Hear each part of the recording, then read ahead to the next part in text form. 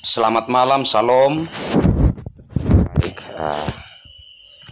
Ibu Guru Injil yang menerima PA atau PKS Majelis Jemaat pada malam hari ini, Bapak Jufan sekeluarga, dan rekan majelis yang sempat ada, Bapak Penatua Efusinda dan Bapak Penatua Tetogul. Kita mempersiapkan diri untuk kita masuk dalam ibadah yang memulainya saja kita bersama-sama menyanyi Kidung Jemaat nomor 1. Kita menyanyi Kidung Jemaat nomor 1 bait 1, Haleluya pujilah, dan kata-kata selanjutnya. Haleluya pujilah Allah yang agung Maha Esa, dalam Kristus kita kenal Allah yang hidup Bapa kekal, langit buana semesta patut memuji kuasanya, karena berkat-Nya tak henti, limpah kasih-Nya tak terperi. Haleluya pujilah Allah yang agung Maha Esa, dalam Kristus kita kenal Allah yang hidup Bapa kekal. Mari kita berdoa. Kami datang bersyukur padamu ya Tuhan. Kami menaikkan puji-pujian dalam kesempatan indah yang Tuhan berikan. Kami sebagai rekan sekerja Yesus Kristus boleh ada bersama-sama di rumah tangga Bapak Jufan sekeluarga di sini dalam pelayanan khususnya untuk Ibu Guru Injil. Ya Allah Bapa di sorga, dalam kesempatan indah ini kami rindu untuk Tuhan bersama-sama dengan kami lewat Roh Kudus yang melingkupi kami semua. Karena kami sungguh rindu untuk ada dalam penyembahan di hadapan Tuhan. Kami mohon Tuhan, dalam kesadaran diri kami akan keberadaan diri kami yang tidak luput dari kesalahan, kami mohon ampunan Tuhan. Dalam Yesus Kristus, mari Tuhan menyucikan dan membenarkan kami, sehingga kami layak menyembah Tuhan dalam roh dan kebenaran. Dan saat ini kami membuka diri kami yang lapar dan haus akan kebenaran sabda Tuhan. Kami mohon Tuhan mengisi hidup kami dengan firman Tuhan. Karena kami percaya bahwa hidup kami juga dan terpenting adalah dari firman Tuhan. Tolonglah hamba-Mu yang Tuhan percayakan saat ini untuk memberitakan sabda-Mu. Biarlah hamba-Mu memberitakan seturut kebenaran yang datang dari Tuhan. Dan Roh Kudus biarlah berkarya dan berbicara lewat hamba-Mu ini. Tuhan, mari datang dan berfirman-Lah. Kami bersedia melembutkan hati untuk menerima kebenaran sabda-Mu. Dalam Yesus Kristus kami berdoa. Amin. Kekasih-kekasih Tuhan, saya pilih untuk beberapa waktu saat ini dan ke depan dalam PA Majelis untuk cabang Tupopu dari surat Yudas. Dan saat ini bagian bacaan kita dari Yudas pasal 1 ayat 1 dan 2. Saya ajak kita baca bersama-sama. Judulnya salam, kita mulai. Dari Yudas, hamba Yesus Kristus dan saudara Yakobus, kepada mereka yang terpanggil, yang dikasihi dalam Allah Bapa, dan yang dipelihara untuk Yesus Kristus. Rahmat, damai sejahtera, dan kasih kiranya melimpahi kamu. Demikian sabda Tuhan ini. Berbahagialah saya dan saudara yang selalu rindu untuk memelihara sabda Tuhan dalam hidup kita. Membaca, mendengar, merenungkan, dan melakukan. Shalom. Shalom. Kekasih-kekasih Tuhan, dari bagian firman Tuhan yang kita baca ini, khususnya saya mau menyampaikan yang pertama dari ayat 1. Dari Yudas. Pertanyaannya, Yudas yang mana? Yudas siapa? Nah, Yudas dalam Alkitab itu muncul di Perjanjian Baru. Ini kalau dalam Perjanjian Lama, saya bicara duluan arti nama. Atau kalau dari sebutan Ibrani, itu Yehuda. Kalau Yunani, Yudas. Nah, Yudas ini nama yang sebenarnya baik sekali. Bagus sekali. Kalau dari artinya itu terpujilah atau bersyukur. Nah, ini kalau saya ambil satu contoh. Pada waktu Lea melahirkan anak dengan Yakub, anak yang keempat itu diberi nama Yehuda. Jadi waktu itu ada peperangan batin, iri hati, persaingan antara Lea dan Rahel dalam hal memberi anak bagi Yakub. Karena tentu kita ikuti bersama bahwa yang sangat dicintai oleh Yakub itu adalah Rahel. Tapi Laban justru memakai tradisi waktu itu bahwa tidak bisa kalau yang adik duluan. Nah, harus kakak duluan. Nah, jadi dengan terpaksa Yakub menerima Lea. Dan itu menjadi siksaan batin bagi Lea. Jadi ada seperti peperangan dingin antara Lea dan Rahel. Anak pertama, anak kedua, anak ketiga itu peperangan dingin. Ya lancar terus dan Lea ini masih Rahel agak-agak tertahan. Jadi senanglah Lea ini, dan kemudian dia mengatakan, sungguh saya puas. Dia beri nama anak ini Yehuda. Itu terima kasih Tuhan. Jadi dalam hubungannya dengan Tuhan dia merasa kehadiran anak ini, peperangan dia dengan saudaranya Rahel, itu dia merasakan bahwa sudah terpuaskan. Jadi soal Yakub mau cinta dia tidak jadi masalah lagi bagi dia. Jadi hadirnya Yehuda, diberi nama Yehuda, itu dari latar belakang tadi. Nah, meskipun kalau kita baca, ikuti cerita selanjutnya, ya terjebak lagi. Begitu. Jadi saat Rahel ini, dia mau lagi ada anak, dia kasih hambanya kepada Yakub. Nah, Lea juga mulai iri lagi. Dia juga kasih juga, ya begitu. Jadi ya begitulah kehidupan manusia atau kemanusiaan dari manusia. Nah, ini sekilas tentang arti nama dari dan penting nama dari Yehuda yang kalau diyunanikan nama itu Yudas. Dan memang waktu itu banyak sekali yang nama Yudas. Bahkan dari 12 orang murid Yesus itu ada 2 yang nama Yudas. Satu Yudas anak Yakobus, satu Yudas Iskariot. Hanya mungkin karena ini nama Yudas Iskariot yang membuat sulit sekali. Saya baru-baru kaget juga waktu lulus P3 atau apa begitu, yang bukan yang sekarang, yang lalu. Lulus apa begitu. Imam Alkes tunjuk ada orang tua kasih nama anaknya dan anak sudah dewasa dan di situ namanya muncul dalam daftar itu Yudas Iskariot. Ya, begitu. Tapi mungkin dia justru melihat ayat ini, sebentar ada hal lain yang saya sampaikan yang membuat dia tertarik.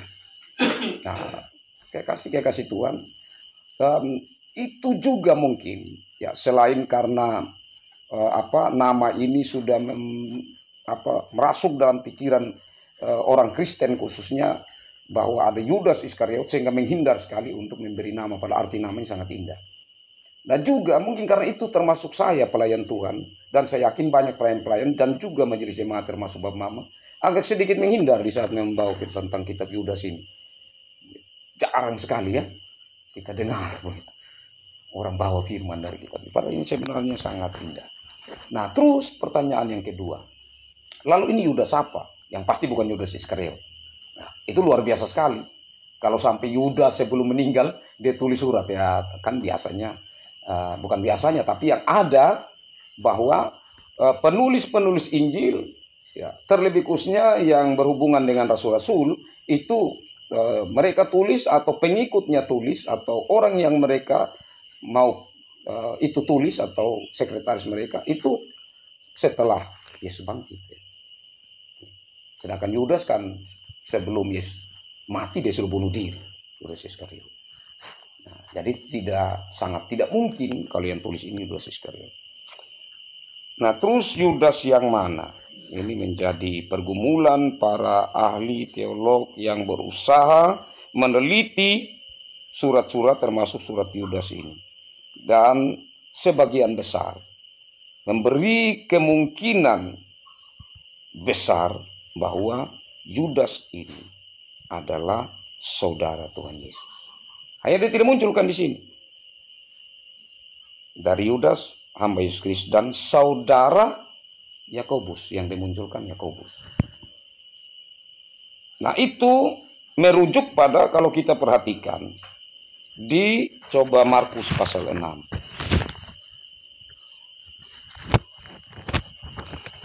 Markus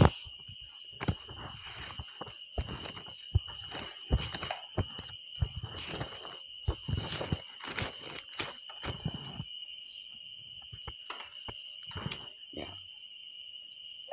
Itu juga ada di Matius 13 ya.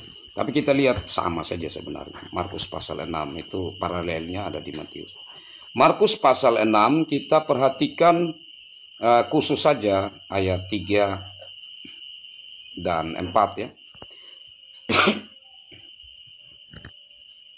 Markus 6 ayat 3 4. Bukankah ia ini tukang kayu, anak Maria, saudara Yakobus, Yoses, yang kalau di Matius Yusuf dia katakan, Yudas dan Simon. Ada 4 saudara laki-laki Yesus, yaitu Yakobus, Yoses atau Yusuf, Yudas, dan Simon. Dan arti di sini Yudas yang tadi penulis surat Yudas ini, saudaranya adalah Yakobus. Dia tuliskan begitu, saudara Yakobus. Selanjutnya, mereka ini sebenarnya saya lupa ada ayat yang merujuk itu di Yohanes. Bahwa mereka ini sebenarnya saudara-saudara Yesus. Ya, saudara laki-laki ya, mungkin termasuk juga saudara-saudara perempuan. Tetapi kemungkinan yang sangat muncul itu yang kuat, bahwa saudara laki-laki Yesus ini mereka belum menerima Yesus sebagai Tuhan. Murid-murid sudah mulai yang dipanggil Yesus rasul-rasul ini. Tapi mereka sendiri saudara-saudara Yesus ini belum. Itu nanti kita boleh cari, saya lupa di kitab Yohanes, rujukannya ada di situ. Mereka malah minta Yesus membuat mujizat di tempat lain, mungkin di sana mereka akan terima di sana. Jadi seperti mereka menolak kealahan Yesus. Nah, kekasih Tuhan, paling tidak itu yang membuat para teolog yang meneliti mereka lebih merujuk pada Yudas penulis ini adalah saudara Yesus. Nah, kekasih Tuhan, selanjutnya, kenapa pertanyaannya kalau dia saudara Yesus? Kenapa di sini dia mengatakan bahwa dari Yudas, hamba Yesus Kristus dan saudara Yakobus. Kenapa dia tidak bilang dari Yudas saudara Yesus Kristus dan saudara Yakobus? Dengan penting. Padahal kalau macam kita ya, contohnya saya ini kebetulan saya punya ipar sama ini bupati sekarang siapa ini. Contoh saya yang saudara lihat. Pasti kalau saya omongin orang, saya perkenalkan diri begitu ya, di tengah cerita-cerita dengan teman-teman. Saya ini ya pendeta di Humada. Cerita-cerita lagi sudah masuk di politik. Oh itu bupati itu saya punya ipar itu. Kita bangga sekali kalau kita bicara tentang itu. Sebenarnya ini hal yang bangga kalau Yudas mau menyampaikan, karena Yesus itu waktu itu secara gereja awal itu sangat-sangat orang mau mati untuk Yesus. Itu hal yang membanggakan kalau ada ikatan saudara secara daging. Tapi di sini kenapa dia mengatakan dari Yudas, hamba Yesus Kristus? Apalagi dia ini sebelumnya menolak Yesus Kristus. Tapi nanti ke depan kita akan melihat bahwa dia ini justru yang membela Yesus saat orang menolak tentang Yesus. Nah, tapi yang kita perlu lihat di sini, kenapa dia menyebut Yesus sebagai Tuhan? Memang dia tidak bilang begitu. Tapi di saat dia mengatakan hamba Yesus, berarti Yesus Tuhan. Dan dia menempatkan diri sebagai hamba. Jadi di sini kekasih-kekasih Tuhan, dia sudah mendalam tentang siapa Yesus itu. Dan mereka, saudara-saudara Yesus ini, termasuk Yudas ini, sudah mengalami sebuah pertobatan. Coba kita cek di Yohanes 1, Kisah Para Rasul pasal 1 ayat. Kisah Para Rasul ya. Pasal 1. Ya, kita lihat di ayat 14. Kisah Para Rasul 1 ayat 14. Mereka semua bertekun dengan sehati dalam doa bersama-sama dengan beberapa perempuan serta Maria ibu Yesus dan dengan saudara-saudara Yesus. Ya, jadi menantikan Roh Kudus, saudara-saudara Yesus sudah mengalami pertobatan itu mungkin sebelum itu. Jadi saat kebangkitan itu sampai kenaikan, kemungkinan besar mereka sudah di situ mengalami sebuah pertobatan, sehingga dalam ayat ini di mana mereka berkumpul dan menantikan datangnya Roh Kudus, itu saudara-saudaranya sudah ada dan bertekun di situ. Nah, kekasih-kekasih Tuhan, tetapi kembali lagi, kenapa ya Yudas ini, saudara Yesus ini hanya menyatakan atau memperkenalkan Yakobus sebagai saudaranya, tetapi ia menyatakan Yesus Kristus sebagai Tuhan. Karena dalam pertobatan dia merenungkan bahwa Yesus datang itu bukan untuk beberapa orang atau untuk mengistimewakan keluarganya yang tempat di mana dia hidup dan besar bersama. Bahkan termasuk Maria. Jadi di sini mereka betul-betul menyadari bahwa Yesus ini Mesias hanya memakai mereka itu menjadi bagian dalam hidup yang mereka bersuka cita, tetapi sebenarnya ini adalah kepentingan untuk dunia, untuk seluruh umat manusia. Karena itu mereka tidak mau mengikat kebanggaan itu secara daging, malah mereka menempatkan diri mereka sebagai hamba. Nah, ini luar biasa. Karena kalau mereka mau menempatkan secara daging, seperti mereka harapkan supaya surat Yudas ini diterima orang lain, karena Yudas ini saudara Yesus. Tentu otoritasnya dia sebenarnya tidak kuat kalau itu. Tetapi dia melepaskan itu dan menempatkan sebagai hamba. Dan kalau itu diterima, berarti otoritas ilahi yang bekerja di situ. Karena salah satu ukuran bahwa surat-surat itu masuk kanonisasi atau dikumpulkan menjadi satu kitab, yang akhirnya menjadi 66 kitab. Salah satu syaratnya itu bahwa surat-surat itu telah dibacakan di banyak sekali gereja pada waktu gereja mula-mula bertumbuh. Itu salah satu syarat. Jadi kalau surat mulai sunting saat kanonisasi atau pengumpulan kitab-kitab, maka yang menjadi prioritas kitab-kitab mana yang itu telah menjadi konsumsi bacaan dari jemaat mula-mula. Itu otoritasnya semakin kuat atau diprioritaskan. Nah, ini termasuk surat Yudas ini.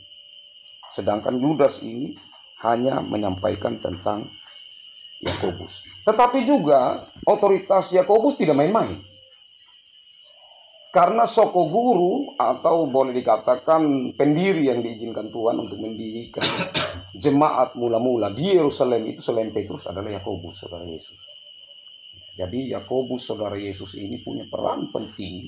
Dia menjadi seorang yang luar biasa. Ya, meskipun bukan rasul ya, dia hanya saudara Yesus. Tetapi dia sangat dihargai, dihormati. Karena dia benar-benar dari seseorang saudara Yesus yang sama sekali tidak menerima Yesus. Tetapi pada akhirnya yang sungguh-sungguh mau menjadi hamba Yesus. Nah, kita berangkat sekarang kata hamba. Ya. Menempatkan kata hamba di sini sebenarnya memiliki makna panggilan yang dalam, makna teologis yang sangat dalam. Kenapa? Dikasih Tuhan. Karena kalimat hamba di sini berarti seseorang yang dengan kesungguhan hati memberi dirinya taat untuk memberitakan Injil, kabar baik tentang Yesus Kristus. Dan itu orang yang sampai rela mati. Itu seorang hamba. Jadi di sini benar-benar Yudas menempatkan dirinya sebagai seseorang yang rela mati untuk Kristus, yang setia untuk terus memberitakan Injil. Bukan itu saja, tapi seorang pemimpin hamba di sini berarti yang mendapat kepercayaan dalam artian saat itu atau konteks saat itu dia punya jemaat, dan jemaatnya itu ya entah besar atau kecil, tetapi saat itu dia berada jauh dari jemaat dan dia mengirimkan surat ini sebagai bukti bahwa sebagai seorang hamba dia punya tanggung jawab yang tidak bisa dia lepaskan memelihara jemaatnya waktu itu saat jemaatnya itu sedang mendapatkan masalah. Itu hati seorang hamba, hati yang terpanggil untuk melayani. Itu hal yang luar biasa dari perkenalan diri Yudas ini. Dan setelah kita melalui perkenalan diri dari sang penulis atau Yudas ini, maka sekarang kita akan melihat tujuan suratnya atau mereka yang kepadanya surat ini ditujukan. Kita baca dari Yudas hamba Yesus Kristus dan saudara Yakobus selanjutnya, kepada mereka yang terpanggil, yang dikasihi dalam Allah Bapa dan yang dipelihara untuk Yesus Kristus. Nah, tujuan di sini tidak seperti surat-surat lain, terlebih surat-surat Paulus itu tujuannya jelas, baik kepada perorangan, contohnya kepada Filemon, kepada Timotius, perorangan jelas, atau kepada jemaat Korintus, Tesalonika, berhubungan dengan tempat jelas. Tetapi di sini salah satunya dari surat Yudas di Perjanjian Baru ini tidak menyebutkan secara terperinci ya, tempat atau kepada siapa surat ini ditulis. Nah, tetapi seperti yang saya sampaikan tadi, jelas ada komunitas. Dan komunitas ini adalah komunitas yang berada di bawah pimpinan Yudas. Nah, itu karena apa? Kalau kita baca ayat-ayat selanjutnya, di situ tegas sekali Yudas menyampaikan, bahkan sedikit agak kasar. Berarti itu jemaat yang menjadi bagian dalam pelayanan. Artinya yang dia nanti kita akan lihat sebenarnya kasarnya itu kepada guru-guru palsu. Nah, tetapi di sini dia mau meneguhkan jemaat untuk menyadari bahwa kekristenan yang sejati itu seperti apa dalam hubungan dengan Tuhan, dalam hubungan dengan kehidupan rohani, spiritual. Kalau kita perhatikan di sini, pertama ada tiga hal penting kepada mereka. Satu, yang terpanggil. Dua, yang dikasihi. Tiga, yang dipelihara. Nah, yang terpanggil. Nah, yang terpanggil ini kekasih Tuhan itu memang berhubungan dengan dua hal yang tidak terpisah satu dengan yang lainnya. Pertama, yang terpanggil itu yang dimaksudkan di sini bahwa ada otoritas Allah, kedaulatan Allah yang tidak bisa kita hindari, dan itu adalah anugerah yang cuma-cuma dari Allah. Saya dan saudara menjadi Kristen itu bukan usaha kita, tetapi sudah merupakan anugerah Allah. Dari sejak semula, atau istilah yang tinggi bilang predestinasi. Allah sudah merancangkan jauh ke depan. Allah sudah punya konsep bahwa nanti ya saya dan saudara ini akan menjadi bagian dari pengikut Yesus. Jadi itu anugerah Allah di dalam kedaulatan kuasa. Dan keterpanggilan Allah atau panggilan Allah kepada kita sekaligus dengan itu perlu ada respon. Karena Kristen yang sejati tidak hanya menyadari bahwa ia dipanggil Allah, tetapi juga ia harus meresponi panggilan itu. Merasa diri ada terpanggil masuk ke dalam panggilan itu. Dan ini kekasih Kristen baru Kristen sejati. Karena banyak orang Kristen menjadi Kristen, dia menyadari bahwa saya ini dipanggil Allah untuk selamat dalam Yesus. Jadi kehidupan kekristenannya sehari-hari dia tidak peduli. Sedangkan setiap panggilan Allah tidak terlepas dari satu hal, yaitu tujuan Allah. Seperti Tuhan panggil Musa untuk memimpin bangsa, tujuannya untuk memimpin bangsa Israel. Tuhan memanggil Paulus dari kehidupan yang lama, supaya Paulus ini dari Saulus menjadi Paulus, untuk menjadi pelayan Tuhan. Artinya keterpanggilan Tuhan atau panggilan Tuhan itu punya tujuan, dan tujuan itu tidak pada pribadi kita, tetapi tujuan itu untuk orang banyak. Ya, kita bersyukur ya jadi majelis jemaat Bapak. Karena di situ kita mendapat kesempatan indah. Kalau kita tidak jadi majelis jemaat, saya yakin hampir kemungkinan besar itu kita tidak melayani jemaat-jemaat. Tapi ada keterpanggil secara Kristen dan ada kesempatan indah untuk menjadi bagian dari Kristus, maka kita melakukan itu. Karena sebenarnya kan kuncinya dari pemanggilan Kristen ini kan ada di amanat agung kan, pergilah. Kata pergi harus keluar dari keberadaan kita untuk melayani. Bahkan suatu hal yang tidak terlepas, mungkin kesempatan lain, tapi sedikit kita ingat dan semoga ini terus menjadi pegangan kita. Membawa jiwa datang kepada Tuhan. Baptislah mereka. Jadi di sini hal keterpanggilan tidak terlepas juga dari membawa jiwa. Hal yang penting sekali. Nah, saya lanjutkan di sini kekasih-kekasih Tuhan dalam keterpanggilan itu akan menjadi umat yang membaca firman Tuhan itu atau mendengar dalam kehidupan konteks atau zaman Yudas, mereka akan kembali digugah akan iman percaya mereka. Apakah mereka merasa betul-betul mereka terpanggil? Kalau sudah terpanggil atau anugerah untuk menjadi pengikut, apakah mereka meresponi secara serius sehingga mereka disebut sebagai Kristen sejati atau orang Kristen sejati? Yang kemudian dikasihi dalam Allah Bapa. Ya, ini juga hal yang tidak bisa terpisah satu dengan lain sampai yang ketiga sebentar. Dikasihi. Jadi kalau kita terpanggil dan meresponi itu, dasarnya kita jalani dalam kasih. Kenapa? Kalau kita terpanggil tapi tidak pernah merasakan kasih Allah, sia-sia. Ada dua. Karena acuh tak acuh, atau karena yang kedua, kita terlalu merasa mampu. Tidak terlalu membutuhkan Allah. Kan tidak sedikit orang begitu. Kalau sehat-sehat, ya disyukur juga. Kadang-kadang Tuhan izinkan kita sakit, tapi kita ingat bahwa sebenarnya kita butuh Tuhan. Kita butuh pengasihan Tuhan.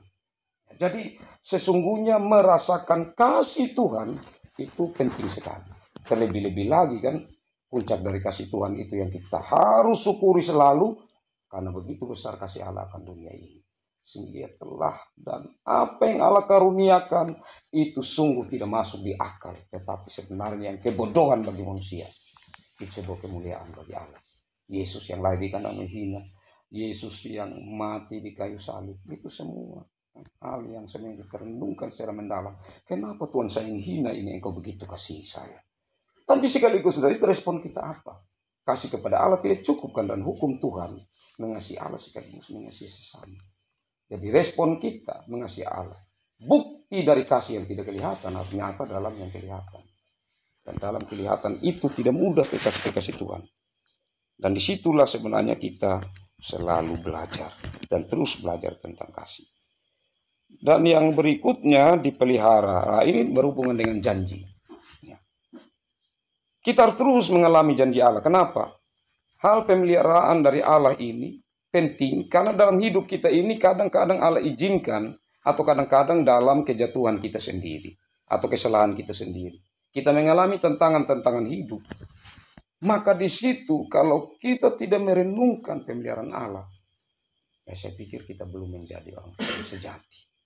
Tapi kekristenan yang sejati adalah mereka yang merenungkan pemeliharaan Allah secara terus-menerus. Karena kita berpegang pada janji Allah, aku akan menyertai kamu sampai pada akhir zaman.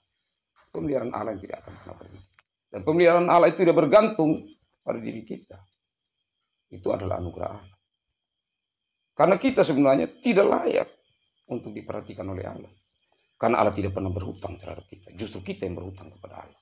Justru kita sebenarnya yang merasa malu. Kenapa Allah begitu memelihara kita. Ya tapi itulah kasih sayang Allah yang luar biasa. Yang kalau kita renungkan maka segala ungkapan syukur akan selalu kita naikkan di hadapan hadiratnya. Dan janji itu kembali diingatkan lewat ayat 2. Rahmat, damai sejahtera dan kasih kiranya melimpahi kamu. Jadi orang Kristen sejati yang belajar mengenal kebenaran tentang keterpanggilan, tentang kasih, tentang pemeliharaan Allah, dan yang meresponinya, dan terus berkomitmen untuk ada di dalam konsep pemikiran dan sikap hidup seperti itu, maka kasih setia, maka damai sejahtera Allah akan terus melimpah. Artinya dia merasakan bertambah-tambah dalam hidupnya. Ya, dan ini yang kita tentu sangat rindukan dalam hidup kita. Dan memasuki tahun yang baru, di mana kita melangsungkan kembali berbagai pelayanan kita, biarlah hati hamba yang dimiliki oleh Yudas, dan biarlah pemahaman kita tentang keterpanggilan, kasih, dan pemeliharaan Allah, kita meresponnya sehingga kita memiliki tingkat-tingkat kekristenan yang sejati sampai kepada kedewasaannya. Dan damai Allah senantiasa melimpahi kita. Sampai di sini yang saya dapat sampaikan khusus ya Bapak Mama di ayat 1 dan 2. Dan kalau ada tanggapan, pertanyaan, saya harapkan tidak melewati dari ayat ini. Karena nanti kita akan sambung dalam pertemuan yang berikutnya. Karena itu saya berikan kesempatan, ada tambahan, ada pertanyaan yang mungkin disampaikan untuk kita sama-sama berbagi berkat lewat firman Tuhan ini.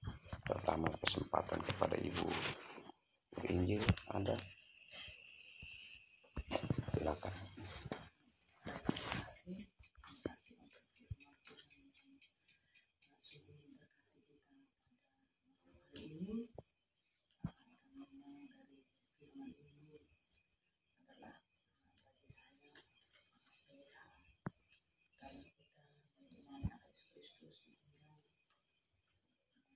Memang menjadi sesuatu yang sangat luar biasa dan pribadi daripada Yudas. Pertama-tama mengenal siapa dirinya di hadapan Tuhan dan siapa Tuhan dalam hidup. Itu memang yang pemahaman seperti itu yang penting dalam kehidupan kekristenan dan hidup khusus kita sebagai hamba Tuhan dalam melaksanakan pelayanan. Tuhan Yesus percayakan kepada kita, yaitu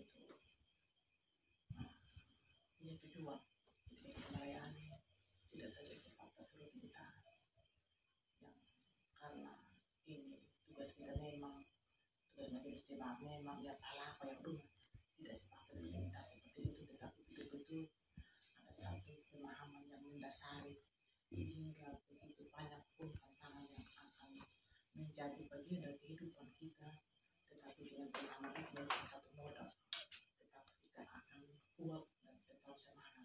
Dan terima kasih firman ini dan sungguh memberkati kita perjalanan sepanjang tahun. Dan mungkin memasuki tahun yang baru lewat penyedaran ini memberi kita motivasi untuk kita lebih lagi sungguh-sungguh dalam melaksanakan apa tugas dan panggilan yang mulia yang Tuhan anugerahkan bagi kita. Mungkin seperti Bapak, terima kasih untuk Tuhan.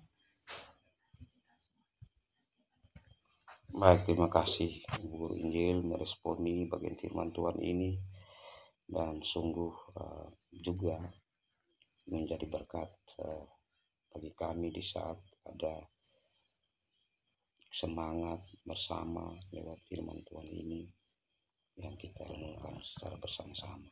Terima kasih dari Bapak Penutur Eko Sindo. Terima kasih. Dari firman ini berbicara tentang panggilan. Semua orang memang kita dipanggil untuk kita menjadi pengikut Kristus. Tetapi kita tidak pahami apa maksud panggilan itu. Terkadang kala banyak orang yang beranggapan di saat mamanya panggil, ya untuk kau makan terus tidur.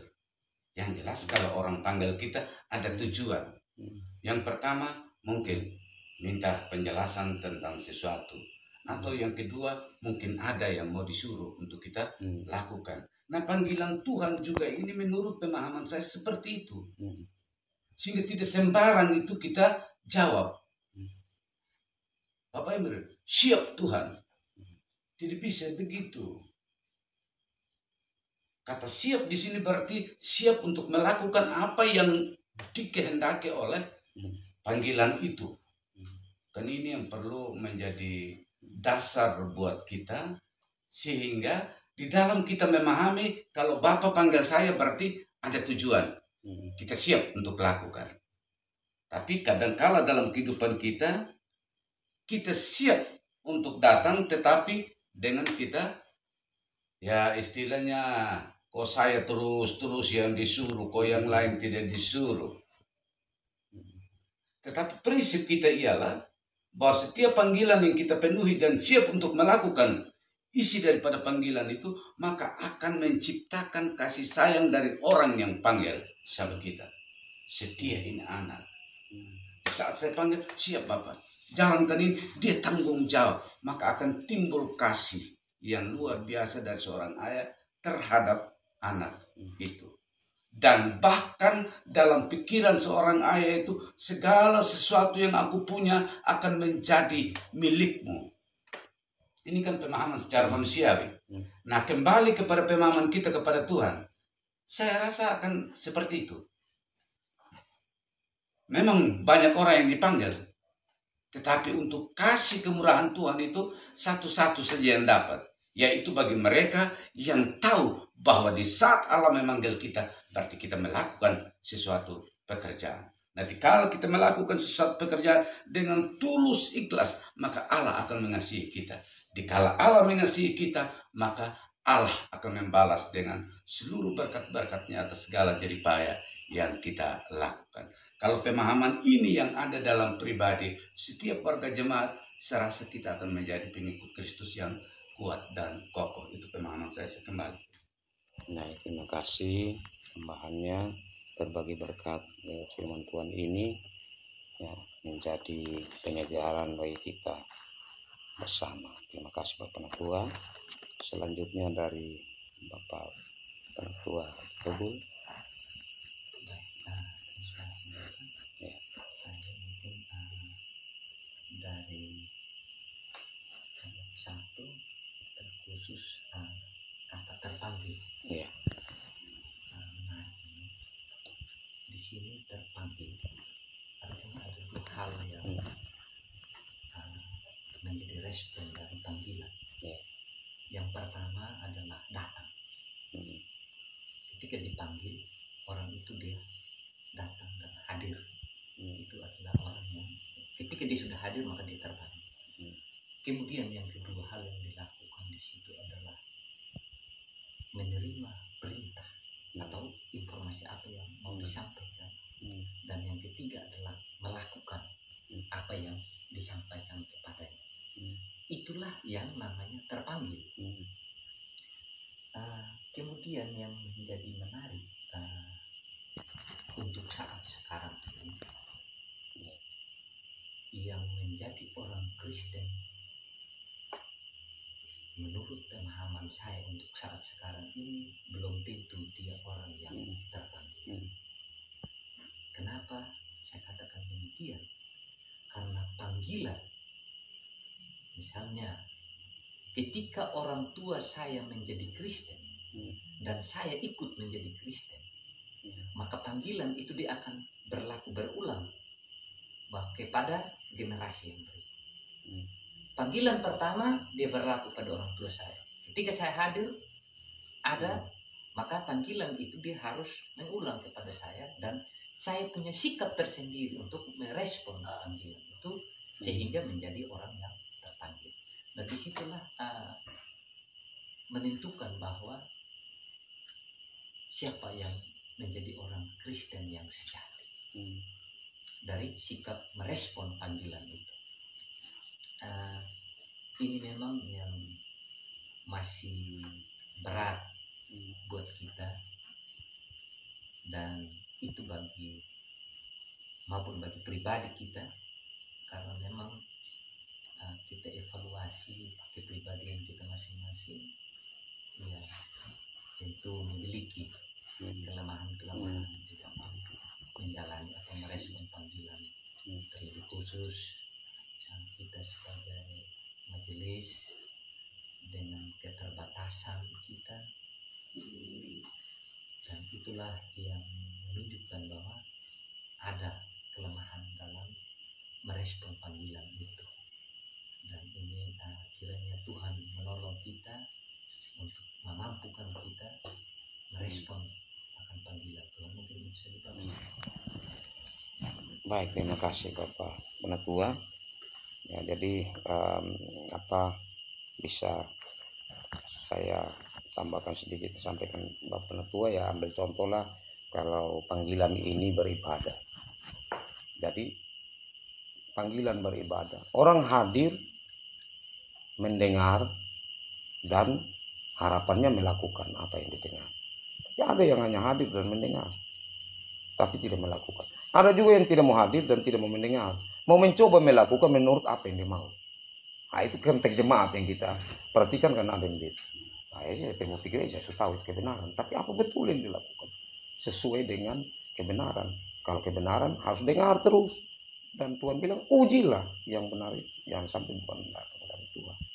Nah, ini memang konteks kita bisa lihat di jemaat kita, karena itu ajakan ini seperti Bapak dia sampaikan, ya benar-benar 3 hal ini penting: hadir, mendengar, dan melakukan. Jadi panggilan itu akan membangun iman percaya kita, dan memang itu prosesnya. Kan kita lemah, kadang kita tidak mampu melakukan secara baik, kadang kita tetap ada di tahap itu, kadang kita mau naik kita tiba-tiba turun lagi. Tetapi kalau kita terus berusaha dengan mengandalkan Tuhan, tentu dengan mengandalkan tuntunan Roh Kudus, pasti Tuhan memampukan kita. Secara umumnya kita ini kawan majelis jemaat, ya, dan juga secara umum kita harapkan juga warga jemaat yang Tuhan percayakan kita layani di tahun 2025 yang Tuhan anugerahkan ini. Baik, terima kasih untuk rekan-rekan majelis yang sudah memberi tanggapan dari firman Tuhan yang kita akan bersama, khususnya surat Yudas pasal 1 ayat 1 dan 2. Tuhan memberkati firman-Nya dan memberkati kita semua. Amin.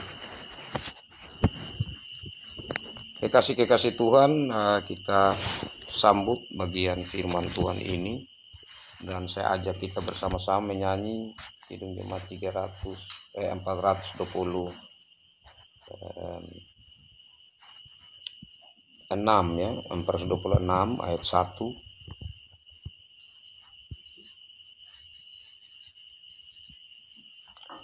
Kita harus membawa berita pada dunia dalam gelap tentang kebenaran dan kasih, dan kata-kata selanjutnya.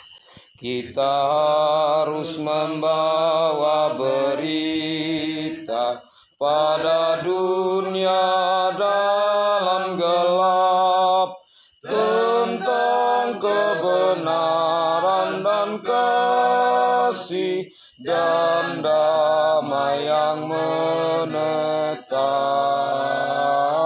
dan damai yang menetap. Karena gelap jadi remang pagi, dan remang jadi siang terang.